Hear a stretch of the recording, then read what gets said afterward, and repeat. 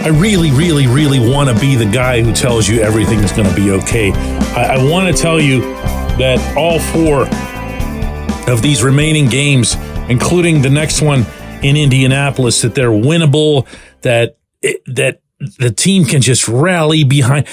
I'm not feeling it. I'm not. Good morning to you. Good Monday morning. I'm Dejan Kovacevic of DK Pittsburgh Sports, and this is Daily Shot of Steelers. It comes your way bright and early every weekday if you're into hockey and or baseball. I also offer daily shots of Penguins and Pirates in the same place that you found this. The team will be getting back to work today after the weekend off following any Thursday game.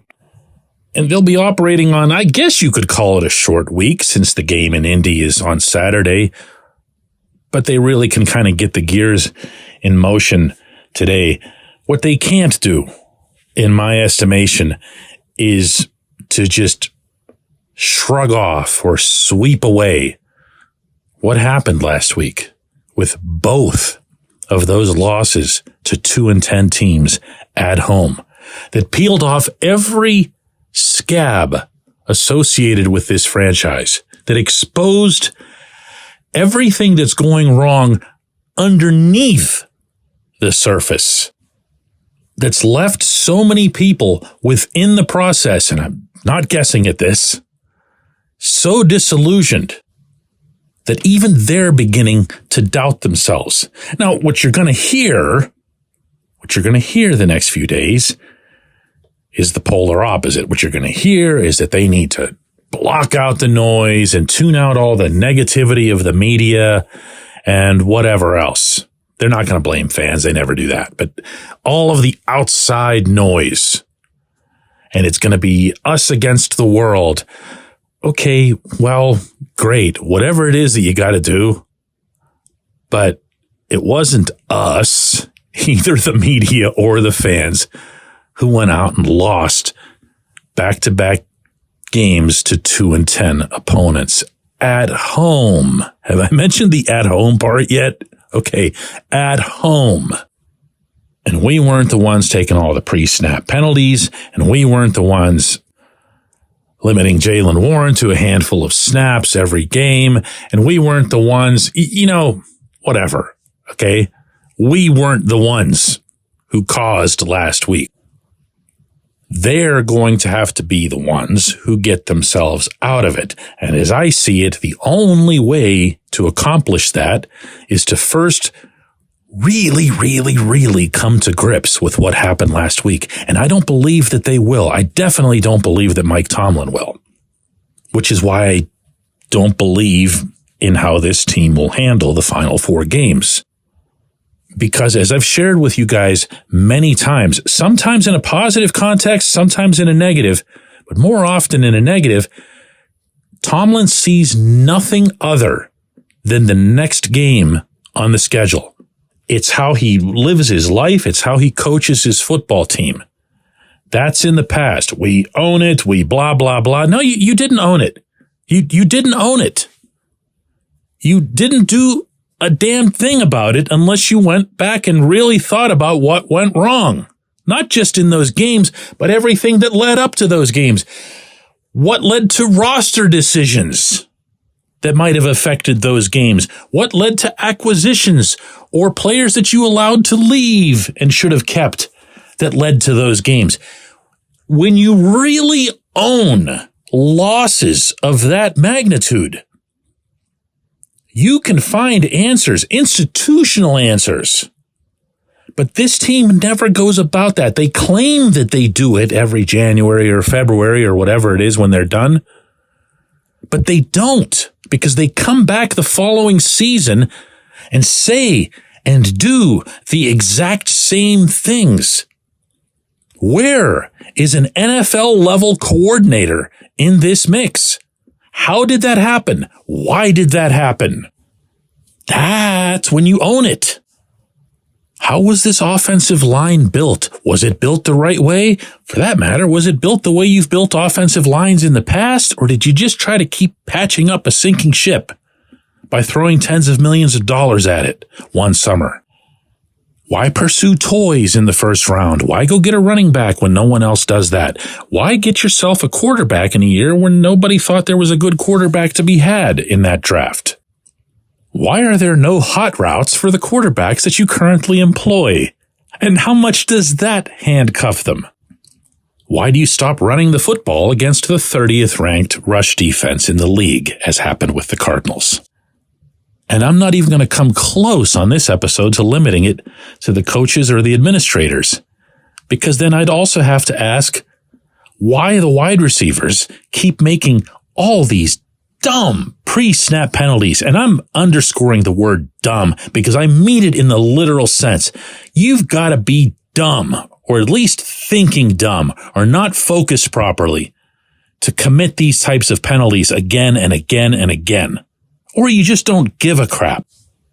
How does a quarterback, even your backup quarterback, get away with a slide when you really, really, really needed the first down?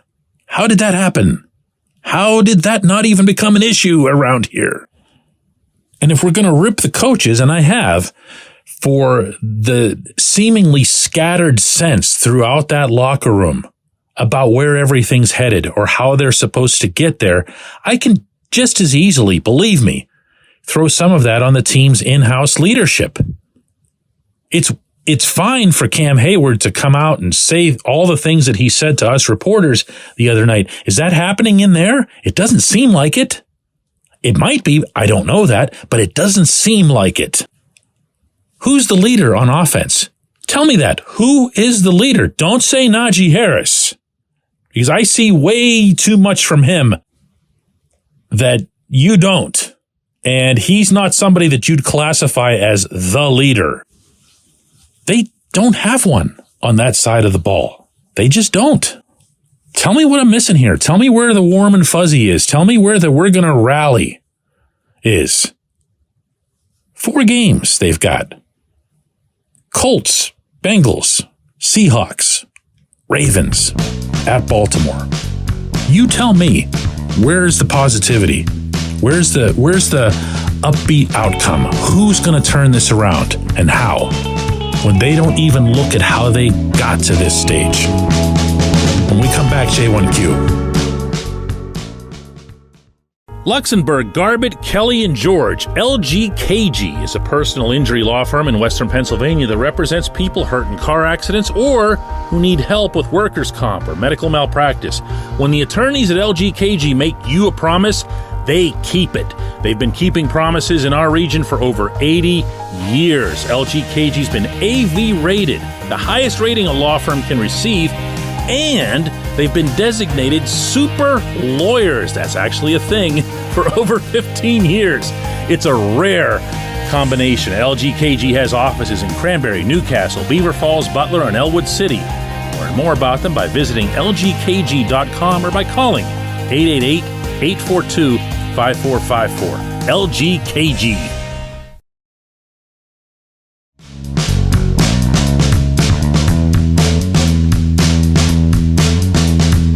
Today's J1Q comes from Vern, who says, DK, suppose that Art Rooney demands that Mike Tomlin hires an A+++ offensive guru, and that guru brings along one of his A+++ assistant gurus.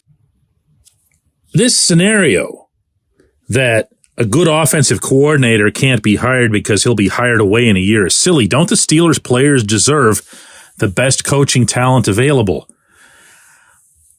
Okay, Vern, I see what you're saying, and you're not at all the only one who has sent something like this in this direction. And a lot of them have prefaced it. You didn't, but a lot of them have prefaced it by saying, I like Tomlin. I believe he's a good man and a good coach. He just needs better coordinators. But I'm going to come back to you on that because I've said that at times over the years as well. And I'm going to come back to you and say, okay, but if he was such a good head coach and if his main priority was improving the football team and thus winning football games, then why wasn't he going and getting these coaches all along? Why would that have to be imposed on him? And why would you want him in charge if he didn't want that at any point in his tenure. Do you see what I'm saying here? Like, I don't think it's okay to just shove it down his throat, because I don't want anybody working for me who doesn't want to be here. To quote the head coach himself, volunteers, not hostages. And if you're making a move like that, first off, who are you leaving the hiring up to if you're Art Rooney? You don't want Rooney doing it. So do you leave it up to Omar Khan and or Andy Weidel? Are they qualified to pick coordinators? I don't know that. So the chances are really good that the head coach would still be involved in that process. And then from there, chances are excellent that the head coach will continue to hire people he can just keep his thumb over. Secondly, and I'm sorry if this is going to sound repetitive here, but I think this is the important piece here.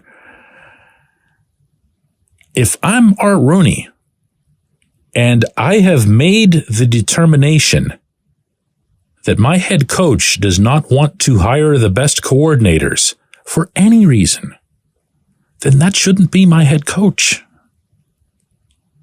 Because then he is legitimately prioritizing something else, something personal within the professional bounds, above the well-being of the Pittsburgh Steelers. If his ego can't handle having some young egghead as coordinator, that's a problem.